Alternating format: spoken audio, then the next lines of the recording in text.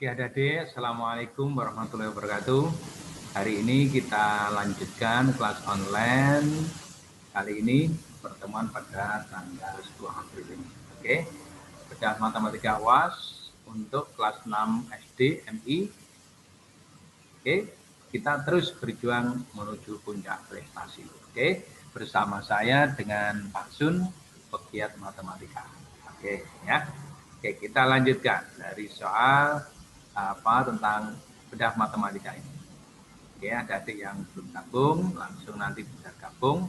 Kalau misalnya ingin rekodnya, nanti akan saya kirimkan via record videonya. Oke, sip. Kita lanjutkan ke soal nomor 1.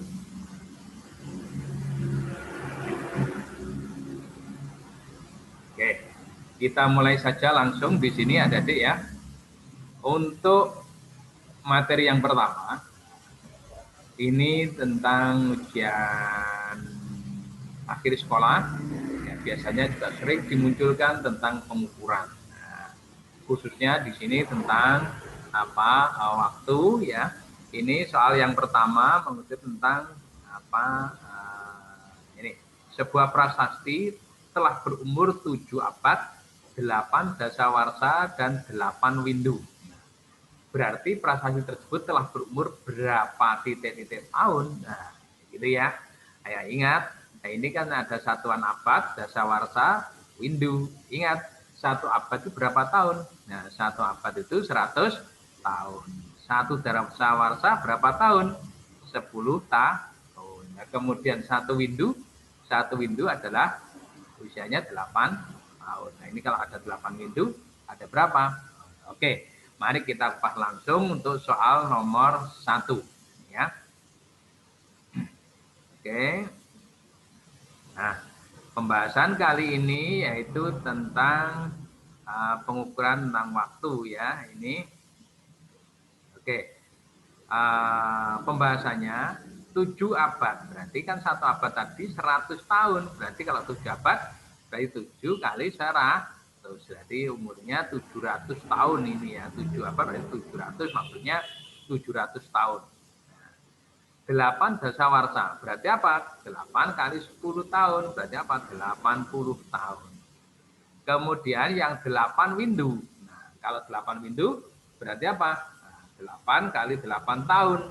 Berarti apa? Kalau 8 kali 8 berarti usianya 84 tahun. Nah, kemudian secara keseluruhan berarti umur prasasti tadi adalah ya 700 tahun ditambah 80 tahun ditambah 64 tahun. Maka ketemunya apa? 700 tambah 80 tambah 64. Maka jamnya adalah 844 tahun. Oke, sehingga jawaban untuk soal ini adalah yang do. Nah, ini ya. Jadi untuk soal seperti ini hanya perlu apa? Mengingat. Nah, ini ada apa? Ada abad, ada dasawarsa, ada windu. Nah, biasanya juga aneh-aneh lustrum. Nah, ya, harus buka-buka kembali untuk materi-materi tentang waktu ini ya, penggunaan waktu ini. Ya, sehingga kalian tidak bingung lagi pada saat kalian mengerjakan soal ujian akhir sekolah ya. Nah, sebentar lagi kalian saya yakin sudah menghadapi ujian akhir sekolah, di mana saat ini saya lihat untuk di sekolah banyak mengadakan tryout yang dari pihak sekolah. Oke ya. Namun demikian biasanya soal-soal tentang waktu masih terus dimunculkan. Oke, lanjut untuk soal nomor 2. Terus bersemangat, terus kobarkan semangat menuju puncak prestasi. Oke ya. Soal nomor 2. Nah, ini ada layang-layang A, B, C, Do. Ya. Nah, kemudian di sini diketahui bahwa ini saya misalkan pusatnya ini ya, titik perpotongan antara kedua diagonalnya ini adalah O. Oke ya. Nah, ini O, oke. Ya. Nah, kemudian OB, OC, OD, OA. Nah, ya. Yang sudah diketahui adalah OA panjangnya 20, OC panjangnya 5. Nah, maka berapa kalau begitu panjangnya OB? Karena untuk mendapatkan luas yang namanya layang-layang, nah ini pertanyaannya saya langsung sini ya bacakan, sepertiga luas bangun ABCD lah. Berarti apa? Sepertiga dari luas bangun layang-layang ini. Nah, sak protelone piro nek ngono jawabnya. Maka kita perlu tahu dulu berapa kalau begitu luas layang-layang ini. Nah, maka untuk mendapatkan luas layang-layang, apa yang harus kita hitung? Yaitu panjang diagonal AC, panjang diagonal BD, ketemu berapa. Oke, mari kita kupas bersama. Nah, pembahasannya, misal perpotongan diagonal AC dan BD adalah titik O, ya ini tadi yang sudah saya gambarkan. Maka panjangnya OB, nah OB itu berarti apa? Nah, akar, nah ini kan mengikuti rumus apa Pitagoras bahwa nanti OB kuadrat. OB kuadrat juga boleh, OB saja berarti akar dari apa? Yang miring kuadrat yaitu BC kuadrat dikurangi OC kuadrat, gitu ya. Lah BC kuadrat berapa? 13 kuadrat. Min OC kuadrat berapa? 5 kuadrat. Maka apa?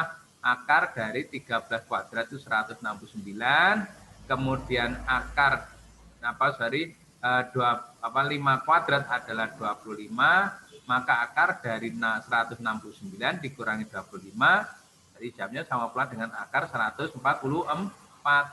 Nah, maka akar 144 itu berapa? 12.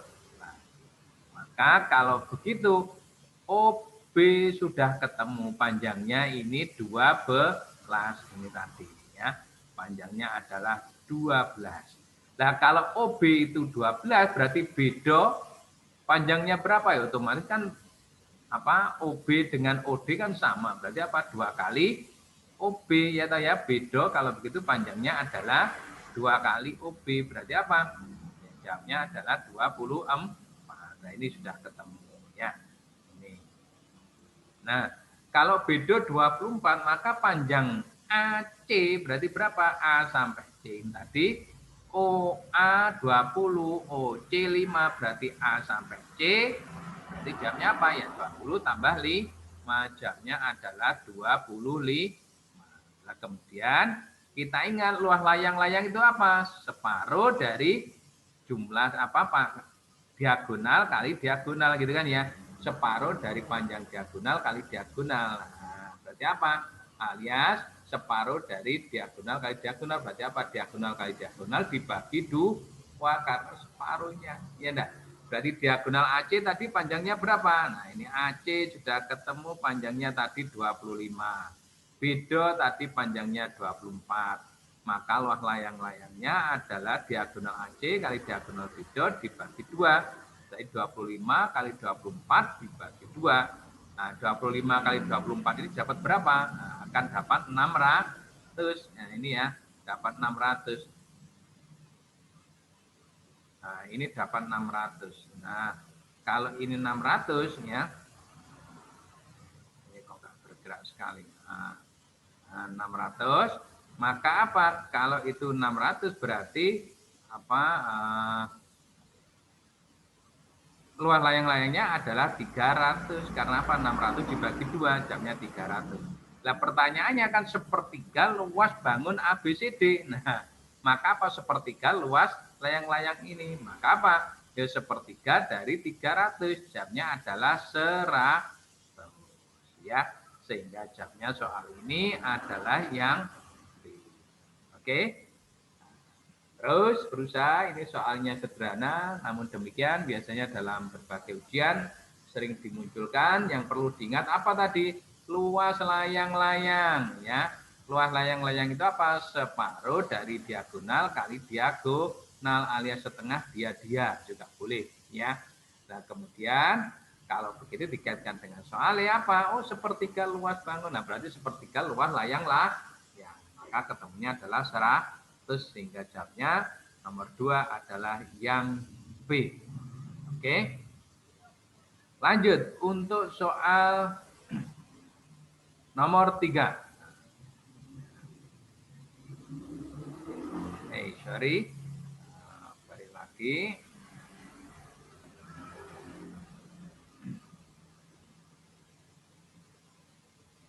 Ya, soal nomor 3, perhatikan bidang koordinat berikut. Nah, ini ada R, L, M, N. Ya. Nah, ini titik R koordinatnya adalah min 3, min 2. Titik L koordinatnya 3, min 2. Titik M koordinatnya 2, titik N koordinatnya adalah min 2, Nah, ya. Jika bangun RLMN dihubungkan, nah, maka apa? Kita coba hubungkan dulu. Nah, oke, kita hubungkan. Ini karena pakai mouse nggak apa-apa, pokoknya dianggap lurus ya. Ini kita hubungkan.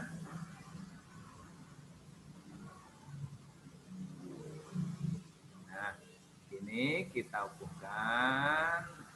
Ya. Nah, maka apa? Tampak kalau RLMN dihubungkan maka akan membentuk sebuah apa? Trapesium sama kaki. Nah, pertanyaannya maka luas bangun di atas bagaimana? Nah, ingat, luas trapesium itu adalah separuh dari jumlah sisi sejajar dikalikan tinggi. Gitu kan ya? Separuh dari jumlah sisi yang sejajar dikalikan tinggi. Kalau begitu luasnya berapa? Kita hitung di sini ya. Maka bahasanya nah di sini berupa trapesium sama kaki. Luas RLMN adalah nah, jumlah sisi yang sejajar. Berarti apa? RL dengan NM ini yang sejajar. Nah, ya sejajar. Maka apa? Ini dijumlahkan. Pertanyaannya kalau begitu panjangnya RL berapa? Nah, ini yang harus kita ketahui ya. Maka untuk mendapatkan panjangnya RL itu berarti sama pula panjangnya ini. 1, 2, 3, 4, 5, 6. Nah, ya.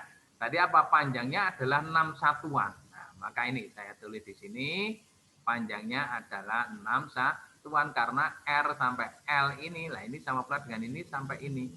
Ya, 6 satuan. Nah, lalu NM berarti apa? Panjangnya NM berarti yang ini. Nah, ini ya kok min 2 sampai ini 1, 2, 3, 4. Nah, ini ya. Jadi apa kalau N sampai M bodohnya kalau panjangnya ini 1, 2, 3, 4. Nah, maka NM panjangnya adalah 4. Nah, terus dibagi 2. Ini rumus dari apa trapesium ya, luas trapesium yaitu apa? Jumlah sisi yang sejajar dibagi 2 dikalikan tinggi. Lalu tingginya yang mana ini? Tingginya itu berarti yang ini. Nah, 1, 2, 3, 4. Kok ngisor, kok dukun yang ngisor ini ya boleh. Kamu hitung 1, 2, 3, 4 begini juga boleh. Maka tingginya adalah 4 ya. Nah, kalau begitu jamnya berapa ya? Kita tinggal ngitung aja. Kalau 6 tambah 4 kan 10. Dibagi 2 ketemu berapa? 5. 5 kali 4 jamnya adalah 20. Nah, tidak sulit kan ya? Sehingga apa? Kalian tinggal melihat saja bangun seperti ini. Maka ketemulah luas bangun RLM. Jamnya adalah 20. Sehingga jamnya soal ini adalah yang Oke, lanjut untuk soal berikutnya ya. Terus adik-adik kobarkan semangat, terus menuju puncak prestasi, jangan patah semangat ya. Ini nanti saya sampaikan dalam bentuk video, meskipun video kalian harus terus berusaha untuk belajar, dan belajar. Oke ya, lanjut untuk soal nomor 4. Nah, sekarang perhatikan bangun di bawah ini. Bangun apakah ini? Tampak adalah tabung ya. Tabung diketahui diameternya ini sampai ini 42, tingginya 50. Pertanyaannya adalah volume bangun di atas kalau begitu berapa? Nah, volume tabung. Ingat, volume itu mesti luas alas kali tinggi. Alasnya berupa apa? Lingkaran tingginya ini. Ayo, berarti luas lingkaran kali tinggi. Nah, berapa ini luasnya? Mari kita kupas berikut ini ya. Nah, saya taruh di sebelah kanan ini. Oke. Diameternya 42 berarti jari-jari tabung adalah 21. Nah, ini berarti jari-jarinya ini separuhnya ini. Ya, ini sampai ini. Ada bengkok. Ya, pokoknya panjangnya ini sampai ini itu berarti 21 ini, ya. Terus maka volume tabung berarti apa? Pi R kuadrat, pi kali jari-jari kali jari-jari kali tinggi kan gitu ya, alias pi R kuadrat T gitu kan ya. Pi R kuadrat T. Nah, itu biasanya pi ya. Nah, gini kali R ya. Nah, kali R alias R kuadrat ya boleh dikalikan tinggi. Ini pi R kuadrat T. Maka P-nya apa? 22/7. R-nya 21. R-nya lagi 21. Tingginya berapa? 50. Oh, gampang sekali. Maka jamnya berapa? Kita tinggal hitung di situ. Maka kalau kamu hitung nanti jamnya adalah, nah ini kan tinggal catat aja. Ting, ting, oh dapat 3. Nah, maka jamnya adalah 66 ya. 22 kali 3 kan 66 kali 21 kali 50. Maka jamnya nanti adalah 69.300. Nah, sehingga jawaban yang tepat adalah yang C. Oke, tidak sulit kan ya? Oke, terus berusaha, terus kobarkan semangat menuju puncak prestasi. Oke, lanjut. Untuk soal, untuk soal ini tadi saya ingatkan tentang volume tabung. Nah, karena hampir setiap ujian akhir sekolah, volume tabung, volume kerucut, volume limas sering dimunculkan. Oke, nah khusus kali ini saya ingatkan tentang tabung yang kemarin juga sudah kita volume kerucut ya. Nah, sekarang volume tabung. Pi R kuadrat. Oke, lanjut untuk soal berikutnya. Nomor 5. Ya. Nah, bangun ruang yang memiliki 2 sisi itu adalah bla bla bla. Yo, apa ini? Nah, ini pengetahuan dasar, pemahaman tentang konsep pengetahuan dasar ya. Apa bangun ruang yang memiliki 2 sisi itu apa? Tabung misalnya. Apakah betul tabung itu punya 2 sisi? Kerucut. Apakah betul kerucut itu punya 2 sisi? 5 segitiga. Apakah betul 5 segitiga itu punya 2 sisi? 5 segi 4. Apakah betul 5 segi 4 itu punya 2 sisi? Nah, mari kita kupas berikut ini ya. Nah, kita kupas yang memiliki lebih dari 2 sisi. Apa? Tabung. Nah, tabung itu memiliki apa? 3 sisi, yaitu apa? Punya atap, punya alas, punya selimut tabung. Nah, yang pinggirnya itu ya, yang pinggirnya. Kemudian kalau 5 segitiga, apa? Kalau 5 segitiga punya alas dan punya 3 sisi yang lainnya. Kalau 5 segi 4, nah, 5 segi 4 itu punya 5 sisi gitu ya. Apa? Yaitu punya alas ya dan punya 4 sisi yang lainnya. Ya.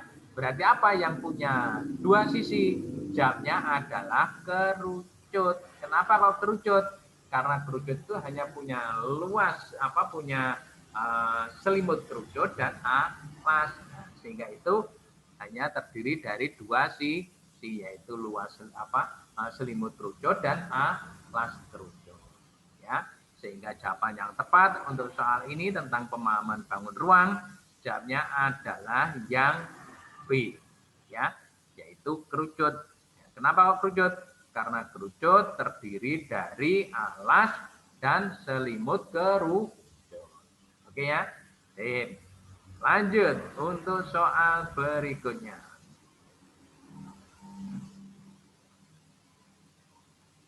Nah, soal nomor 6. Ya. Soal nomor 6, perhatikan bidang koordinat berikut. Ya, ini ada titik P, ada Q, ada R. Ya.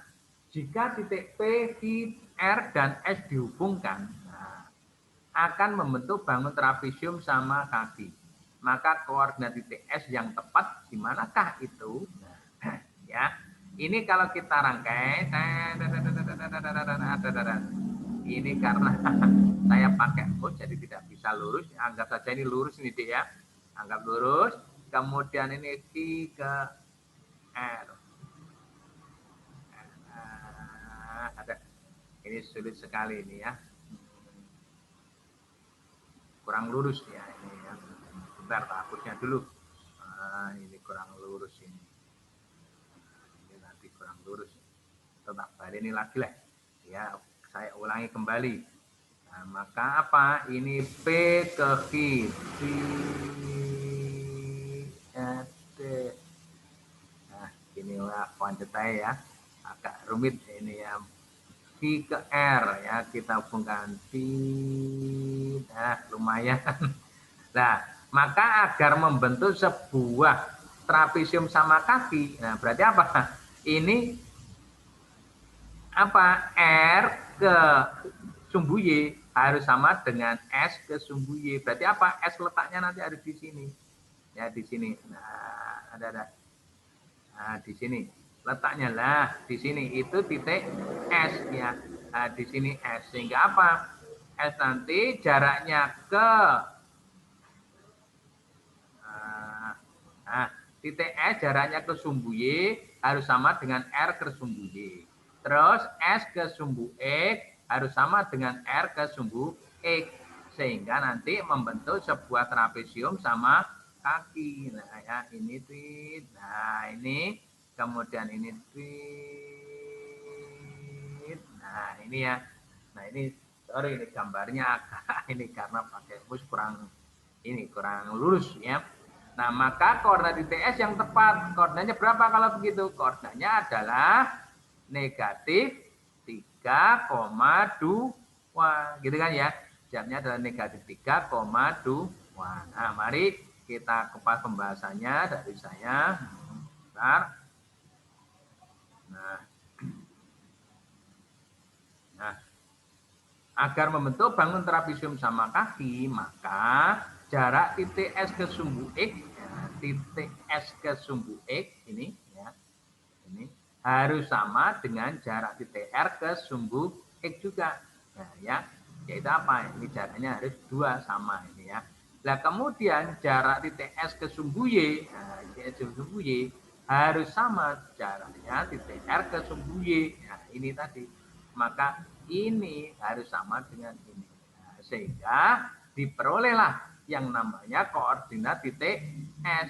Berapa koordinat titik S? Jamnya adalah kalau begitu ini kan negatif 3 ya, negatif 3, Y-nya 2.